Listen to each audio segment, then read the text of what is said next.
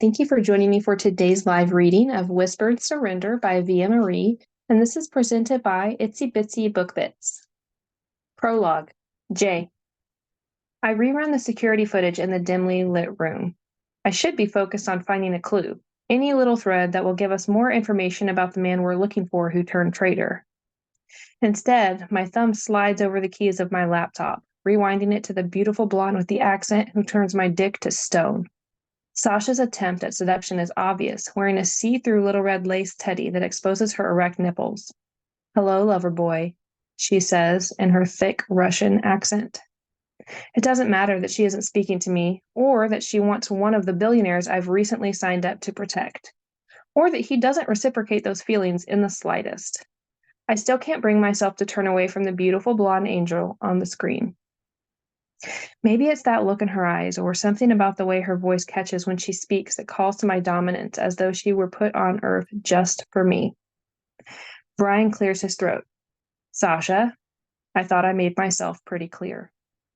I'm sure he tells all the women he meets at the club that very same thing because everyone knows he doesn't do relationships.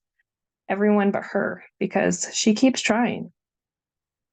Her red-lined lips come together in the cutest of pouts. "Oh, don't be like that, lover. I'll only be in the United States for a couple more weeks. I thought we could spend time enjoying each other until then. I even purchased some new toys," she says, holding up handcuffs and a riding crop with a silver handle. My dick shifts against my pants, but my jaw tightens with irritation. I know what to do with that damn paddle, even if the man I'm supposed to be protecting isn't interested. "Are you listening to me, lover boy?"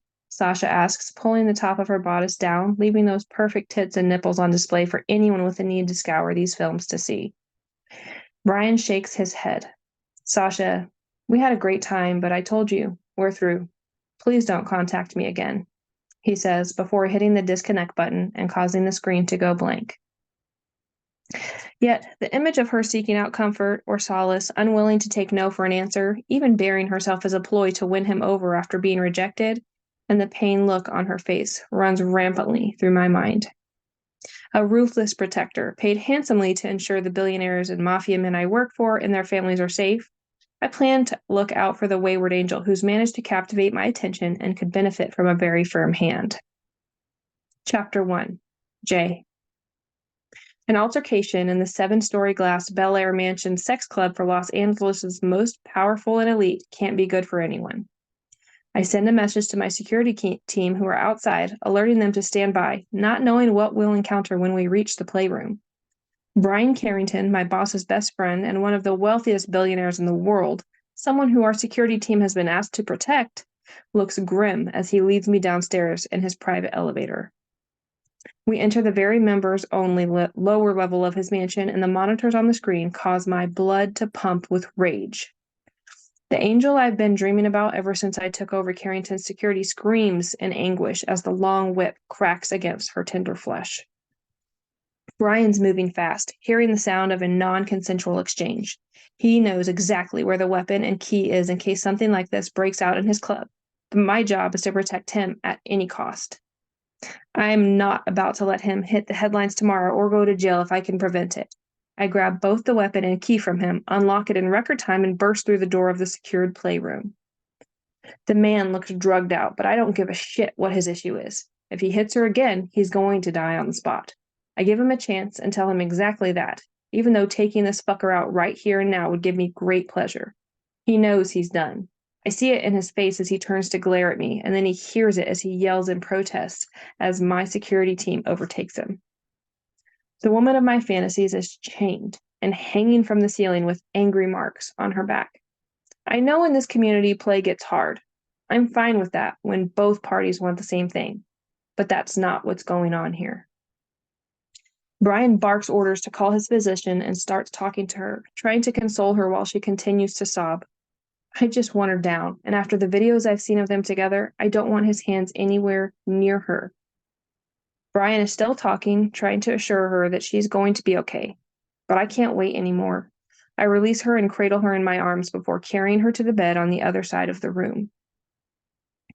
When I lay her down, she cries out softly.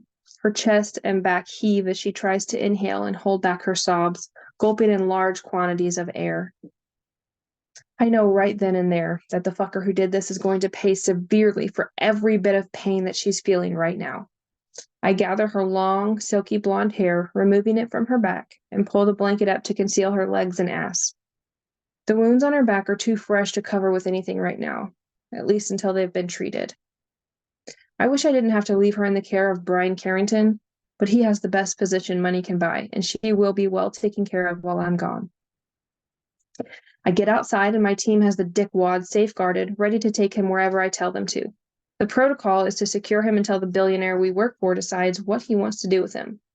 But this asshole isn't getting that luxury. You hit a woman, and we do the same to you, I say, donning my piece and clocking him square in the mouth, feeling his teeth break under my fist before he screams. I grab him behind the neck and bring him down onto my knee, breaking his nose along with every other fucking rule and protocol we have as a security team. Deal with him. I leave my entire crew with mouths hanging wide open and entirely stunned to handle the mess I've made. I get back into the lounge and the scene on the monitor above the bar sends me into a blind fucking rage. The camera is still fucking on and the blonde is on show for everyone in the club to see. Brian is rubbing her back, stroking her before he slides his hand lower, caressing the bottom of her back right above her buttocks, and that's all I fucking need to see to propel my ass forward.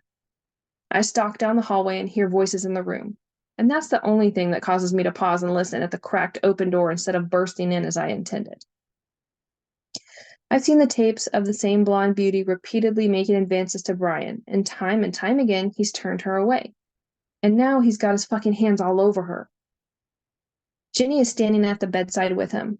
Her being in the room, the trust she has that her boyfriend is just taking care of Sasha's injuries and nothing else, is the only reason I don't knock him on his fucking ass, but she's still being displayed all over the BDSM bar, and I want that shit turned off right the fuck now.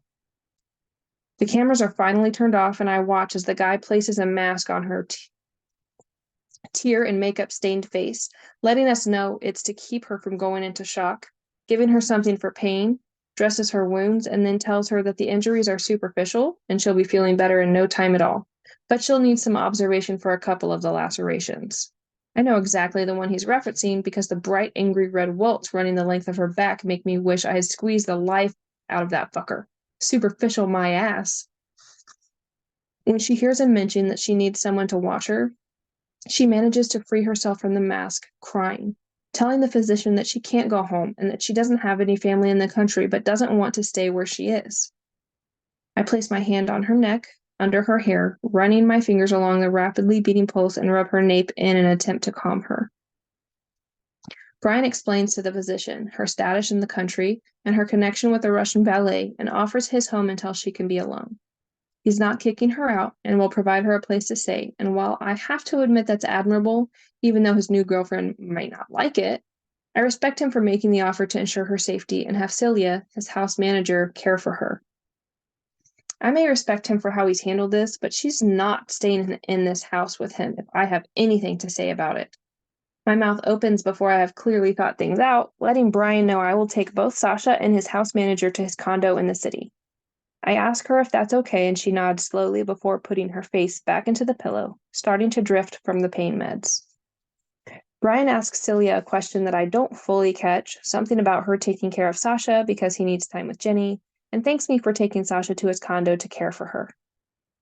As soon as Chase asked me to take over as head of the Carrington security in addition to Preston Corp, I researched everything there was to know about Brian, a billionaire with more money than he could ever spend, an inheritance handed to him when he was too young to do anything with it, kept in trust until he turned of age, but he earned my respect spending 5 years working with Chase Preston, my boss and the most acclaimed entrepreneur across the globe, learning the industry from the ground up. A player through and through, and while I don't hold that against him, the pictures of him and the blonde angel with deep blue eyes, the woman now lying on the bed in front of us, the one that keeps me awake at night, and that he used to date, make me see red. Yes, go. I'll get Sasha dressed and situated at your condo, Celia says to Brian as the physician packs his bag. He turns to me and hands me a bottle of meds and gives me instructions. I take note of what needs to be done. Will do. Thanks, Doc, I say, taking the bottle from his hands as he removes her mask and rechecks her vitals. Once she's cleared, Brian and Jenny say goodbye and head out for the night. I'll help her get dressed, Jay. The pain meds will hit her shortly, Celia says. Thanks, Celia. I appreciate that, I say, stepping out of the room and closing the door to give them some privacy. She's dressed and sitting up in bed when I return, and I scoop her sleek body into my arms carefully. This okay with you, Angel? I ask, looking down into her deep blue eyes. She nuzzles into my chest, and her arms tighten around my neck in response, and something in my chest expands. At the same time, my balls tighten, and that's all the confirmation that I need. I pull her lithe little body against me and walk her out the private exit and toward the awaiting limo. The driver opens the back door, and the grimace on her face as I settle her into the back seat makes me want to go back and pummel the asshole who hit her with that bullwhip all over again. Drive slow and don't hit any bumps, I say to Chase's driver as Celia settles into the front seat. Sasha's holding herself ramrod straight, trying not to lean back against the leather, and her jaw is tightly clenched. I hit the privacy glass and turn the audible off. You're in pain, I say, and her head nods in confirmation, ever so slightly. I undo my seatbelt and shrug off my jacket before releasing her buckle. Lay across the seat, use my jacket as a pillow, I say, repositioning her, hoping the material creates enough of a barrier that she's not uncomfortable with the fact that her face is now in my lap. She nuzzles into my jacket and her body visibly relaxes once she's lying down. What's your name? She says, so softly that I barely hear her. It's Jay, I say, pushing her long blonde hair to the side so I can take a good look at her in person. She glances up at me sideways, and the deep blue of her eyes mesmerizes me. You don't even know my name, and you're helping me, she says, drowsily. I knew your name from the moment I saw you. It's Angel, I say, and am rewarded with a bright, wide smile, a perfect set of shiny white teeth framed by naturally pink, heart-shaped lips. You don't know me, or you wouldn't call me that, she says, and I see a flash of emotion in her eyes as she begins to chew her bottom lip. You let me be the judge of that. In the meantime, close those baby blues and get some sleep before we get to the condo. Chapter 2. Sasha. The pain meds are making me groggy, but not so much that I'm not entirely aware of the man who saved me. The very tall, lean, and muscly man that burst through the door threatening the man that hit me with the whip, letting him know if he didn't stop that he was going to take him out, and I have no doubt the gun in his hand would have done just that. Never once in all of my life have I had a man stand up for me, defend me, or take care of me. All I know is that I feel safe, nuzzled against his lap as I drift off to sleep.